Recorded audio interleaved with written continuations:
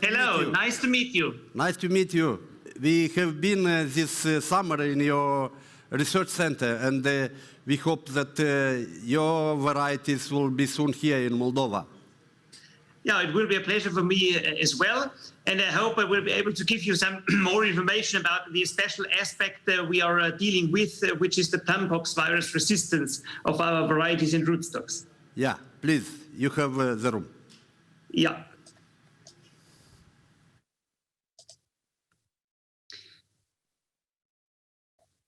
So, it is a pleasure for me to present you some data on both Sharka disease and as well on European plum orchards and the yield quality and yield ratio, because it is important for you as well to produce fruits with very high quality. And I want to give you some hints and information about how we do it here in Germany about these kind of things. Just a few words about our company. So we are a fully private company, the Bavarian Center of Pomology and Fruit Breeding. We are breeding in several fruit species, such as the apple, pear, and European plum. As well, we have set up rootstock breeding programs, both in European plum, which can be, of course, used as well for Japanese plum and for apricots, and as well in pear. So we are breeding for new pear rootstocks. We are have got connections to the nurseries, some nurseries around Europe, and our job is to sell the trees of the varieties we have bred throughout Europe, and outside of Europe we have special partners doing this kind of job for us.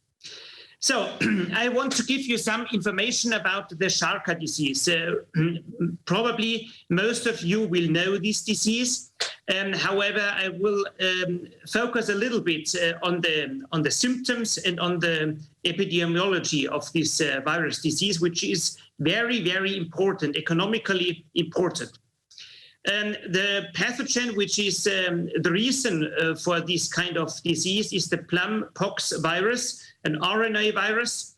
And the virus can be spread either by plant material, which is affected, or by the aphids. What are the symptoms? You can see here the leaves with some spots, chlorotic spots on the leaf, which can be as clear as you can see here. However, in sometimes it's not as clear, and we have got some more mild symptoms. If you have got varieties which show symptoms on the fruits as well, then you have got these kind of depressions. You can see here on the right, bottom here, some symptoms which appear on fruits of infected trees. If you cut the fruits, inside the fruit, you can see some kind of reddish fruit flesh. The problem is that you cannot eat anymore these kind of fruits, even for processing. For distillery, for example, they cannot be used anymore because they have got very low sugar content and very high acid content. So the fruit quality is definitely very low. Meanwhile, there are some varieties which do not show these really very, very really big symptoms. They cover only with a little bit of mild chlorotic spots on the fruit skin. This is fine because you could sell the fruits. However, the fruit firmness is reduced. And you know very well that the firmness of the fruit is very important for the market. So fruits of trees which get infected from the virus are more soft. And this is the reason why it is difficult to sell these kind of fruits. So the economic damage occurs due to the symptoms on the fruits, as well due to premature fruit drop. In some varieties, you can lose up to 80% of the yield because the fruits drop down. We have got lower yield and the fruits are soft and acidic. The very best for avoiding these kind of symptoms is to use varieties and rootstocks which are resistant, and I will explain it to you now. Sharka disease is spread worldwide. All these countries where you can see here with blue or red or orange color are affected for sure as well. Moldova, we know that it's very, very widespread. Everywhere where prunus species are located, you will find the virus. How is this possible? If over long distances, the spreading is due to infected bud sticks and infected rootstocks. So either the rootstock could be infected because most of the rootstocks we have are sensitive to the virus, or as well bud sticks, or the whole trees are infected, and then due to the transfer of material from one country to another, you spread the virus. Within the orchard, we have got as well some ways to spread it. The most important one is the one via aphids. So a lot of aphids can transmit the virus. You will never be able to prevent to spray against all the aphids in the orchard. So there will be some aphids present. This means that you need spraying against the aphids in a very, very strict manner. However, you will never be able to stop it completely, the spreading. You can only delay it. And for sure, of a short distance dissemination is as well possible through infected plant material.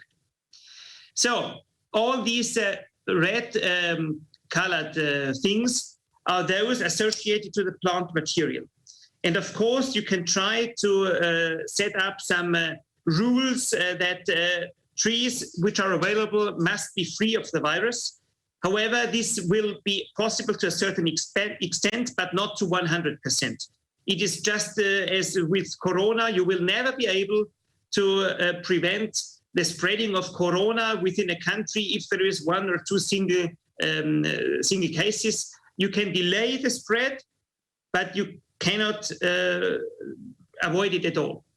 And this is the reason why it is for sure very important to use very, very clean material for planting, for propagation. However, another system must be established in order to prevent it at all.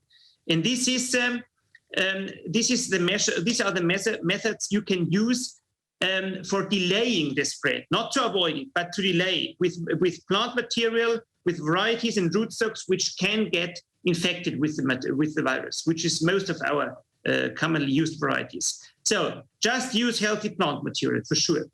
Pay attention not to have PPV infected plants near your orchard. If it is so, then you should remove all the plants which are infected. You have to spray against the vectors, the aphids, early, before bloom, just after bloom, and late in the season, usually in the autumn, the aphids come back from other smaller plants surrounding the orchard, and then they go back to the plum trees for overwintering, for laying the eggs on the tree. And in that process, they fly from one tree to another, from infected tree to a healthy tree, and then they can transmit the virus, even in the autumn. However, in spring, it is even more important. You have to control the whole orchard annually, year by year in early June, and remove the infected plants. If you remove the infected plants, you have to pay attention that you also remove the roots in the ground. Because if you just cut it and you have got some suckers coming from the ground, then these suckers can be visited by aphids. And usually the suckers are growing very well in the autumn, and then the aphids come back. They like the young trees, the young shoots, go on the infected suckers, and then bring the virus to the healthy plants. So it is very important to remove the roots completely in order to avoid any transmission. So the best way is not only to avoid the spread of PPV, but to not to delay the spread of PPV, but to avoid the spread of PPV. And this is the best way in order to overcome all the economic losses. And this is only possible using completely resistant varieties, and rootstocks. You have to combine it. I will explain to you why. The resistance we are using in our breeding program is the so-called hypersensitivity resistance. What you can see here is a cut through a leaf of plums. And these very few cells, which are blue, they have been artificially infected with the plumpox virus. And those cells, they get the information that the virus is in the cell, and they will die off within a few hours or within a day. This means that the virus is not able to spread, to propagate and to spread within the leaf. And this means that the plant will remain healthy. Only very, very, very few single cells will be infected. They will die off. You will not see it. It's just having a look on the leaf. And the plant will be free of PPV. If you use leaves or bad wood or whatever, you will never find the virus in there. And this is up to now the very best mechanism to avoid PPV damage. Just one example of a resistant variety. We are breeding for this resistant variety. One of the most promising is the variety Moni. It is ripening 10 days later than Jajanska lepotica. You can keep it for 3 weeks on the tree. So it stays firm. It's very fine and comfortable for the grower. The degree Brix is high, between 19 and 27 Brix. It depends on the time when you pick. The organic acid content is about 6 to 9 grams per liter. It is sweet with a little bit of acid. The flesh is very firm, and the color of the flesh, of the fruit flesh, is orange to amber where it's fully ripe. So very nice color. The stone is completely free, and it has got a very, very good taste. So it's a gourmet plum. And the fruit itself is very tolerant to heat damages. So in years where we have got 30, 35, 36 degrees just when the fruit is ripening, we have never seen any internal browning. So it's a very fine for hot regions. So we can harvest pretty a long period here in Badonia region, for example, from the end of July until the end of August. So 1 month with 21 bricks to 27 bricks. Maybe in September it's a little bit overripe. No. If you pick it, you can store it as well pretty well. Even under normal atmosphere, 3 to 4 weeks are fine. And here you can see the fruit if you cut it, orange flesh and the free stone. So this is the story about the resistant root varieties. Additionally to the varieties which must be resistant, the rootstock must be resistant, because if you have got a rootstock and you have got some suckers, then the sucker can get infected. And even if you have got a variety grafted onto the rootstock which is resistant, but the rootstock isn't, then the rootstock can get infected and the virus can propagate within the rootstock. And this is not the situation we want to have. And this is the reason why we have bred for resistant rootstocks. If you have got a resistant rootstock like that and you graft a infected scion bud onto it, then it will start to grow and die off. Why? The virus is replicating in the scion. This is a not resistant variety, the scion here in that picture. And the virus will move to the rootstock. The rootstock will not accept the virus, and the cells which get infected with the virus, they will die off, which means that there is a necrotic line in the grafting union and the scion is dying off, which means then that if the nursery is using this kind of rootstocks for any kind of variety, those which are infected with PPV will die off, which means that the nursery is free from PPV. And this is one aspect of the rootstock. The other aspect is, if you graft a resistant variety onto it, which is free from PPV definitely per se, then it is free, then the whole plant cannot get affected. Even the rootstock cannot get affected with the virus, which means that you have got the highest security level.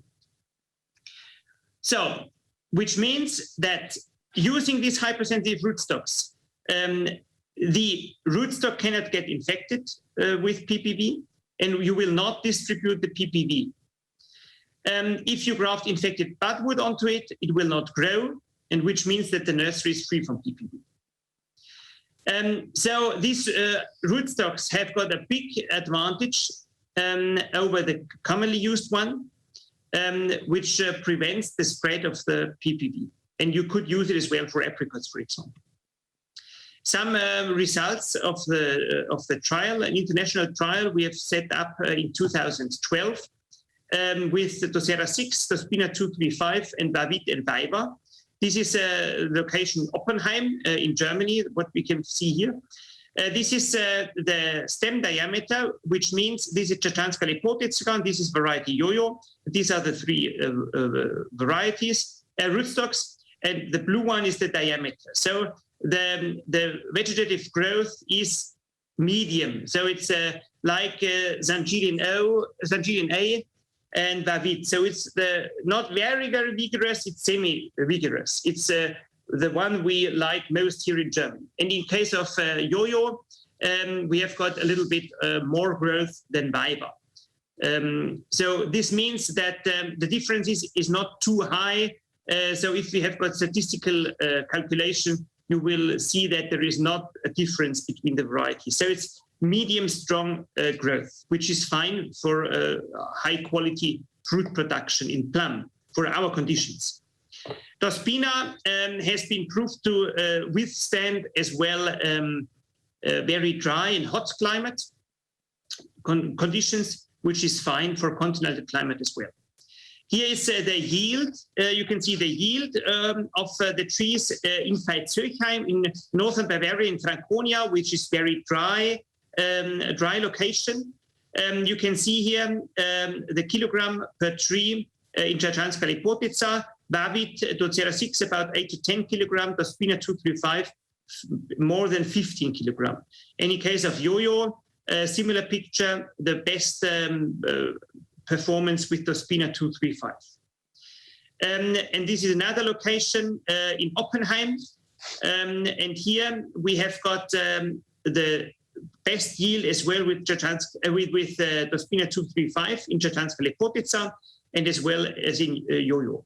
The orange part here, gives the fruit size in gram, which means that even if the yield is pretty high, we have got a good fruit size, which is for sure important for selling the fruit. So what we are expecting is to have good yield and as well good fruit size. And Dospina 235 seems to be a rootstock which is fine for these kind of things. So how to describe the rootstocks, Dospina 235? The growth is about 65% of myrobalan.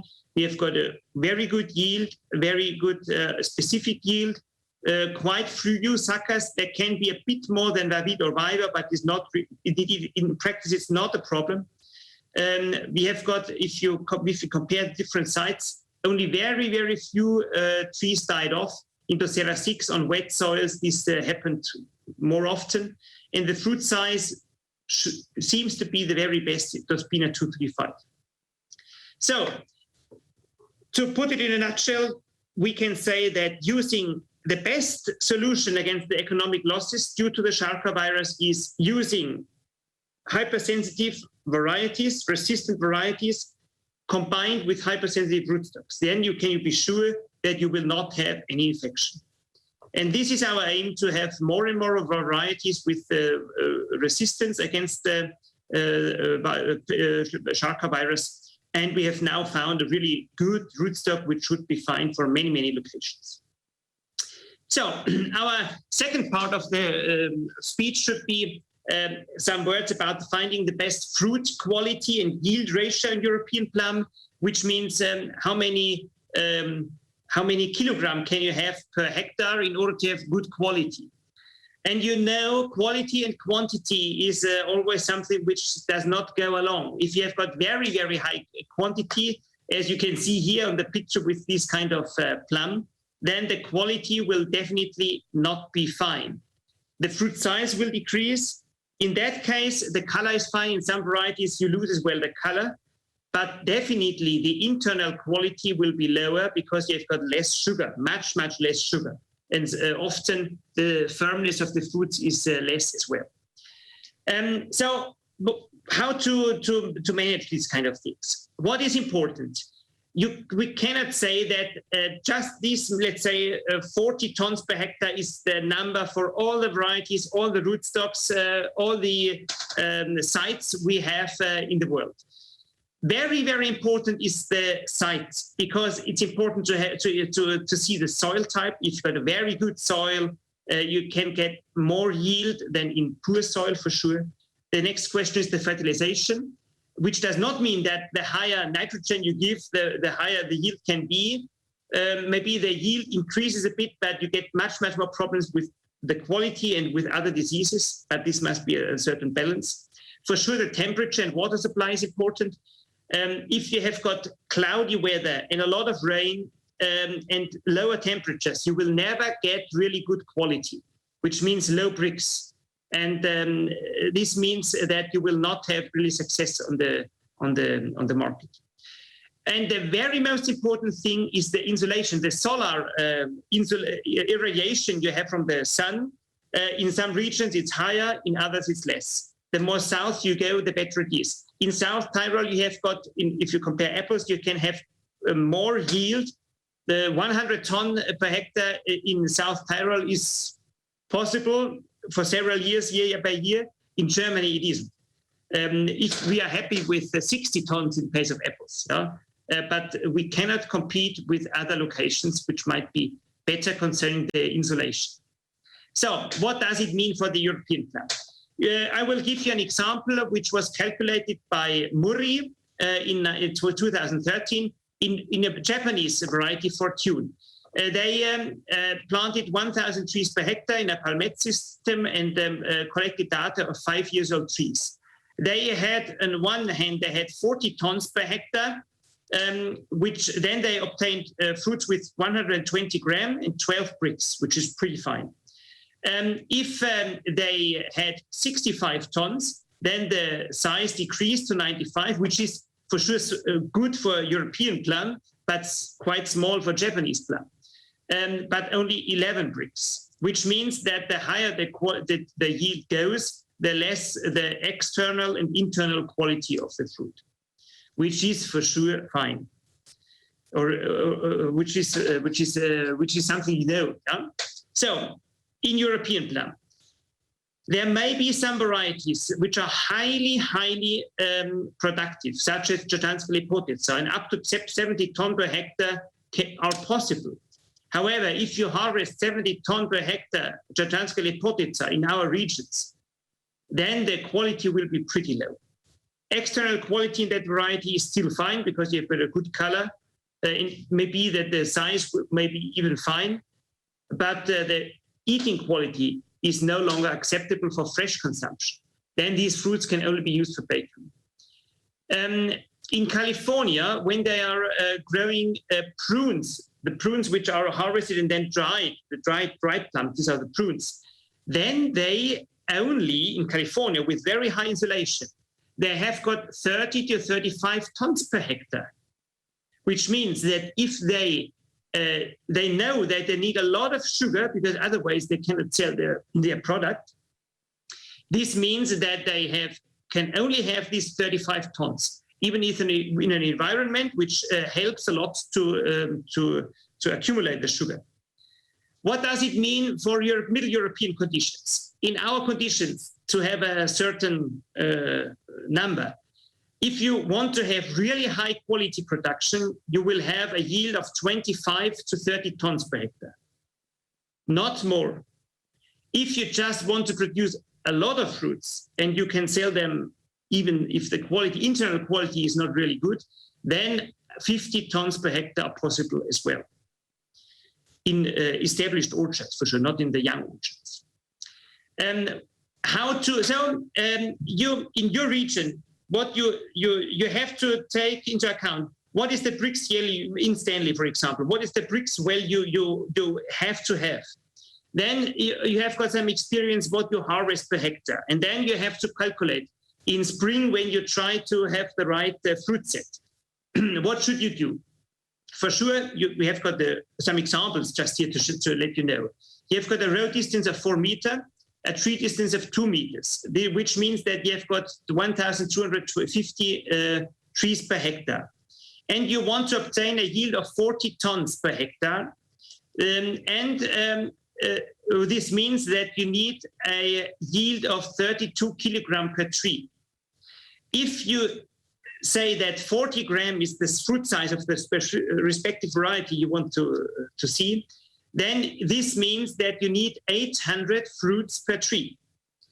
And this is something which is, you have to go into the orchard, you just count the number of fruits which are on the tree, and then you have got an impression, is it too much, or is it too few? And you have to learn a little bit year by year to come to this kind of optimum fruit set, and then learn about the thinning method you should use, either by chemical thinning during blooming time, or as well, which is pretty the very best if you've got stable orchards and things like that, by pruning, cutting away the too high number of flower buds during winter pruning, which might be the very best method of thinning, which of course is not always possible because you will never know what happens in spring, but you will have get an impression how to do it. Another example, for sure, if you have got just 20 tons per hectare, then you need only 16 kilograms per tree and 400 fruits per tree. If you want to have, for example, have an orchard which 4 meters row distance, 2.5 meters distance within the row, between the trees, then you have got 1,000 trees per hectare. And if you want to earn yield 50 tons per hectare, which this means that you got 50 kilograms per tree, which is pretty much. If you want to achieve 40 grams per fruit, then this means that you have got 1,250 fruits per tree. This will not be possible with all the varieties, and with good fruit quality, probably not. Maybe this is a very good example to how to calculate 4 meter row distance, 1.5 meter in between, 35 tons, which means 40 grams per fruit, 21 kilogram per tree, and 500 fruits per tree. So if you've got a very high density system, this might be fine for these kind of things. So this is some few information about how to think about a good yield and quality ratio in the orchard. I hope you got some information about this topic as well. And you're welcome to visit our website, bioz.de, in order to get more information about some varieties and as well on Sharka resistant. Thanks a lot. Thank you, Michael. Thank you, and we would be happy to continue collaboration with you, and hope one time you will meet each other here in Moldova. Welcome to Moldova. Yeah, thanks a lot.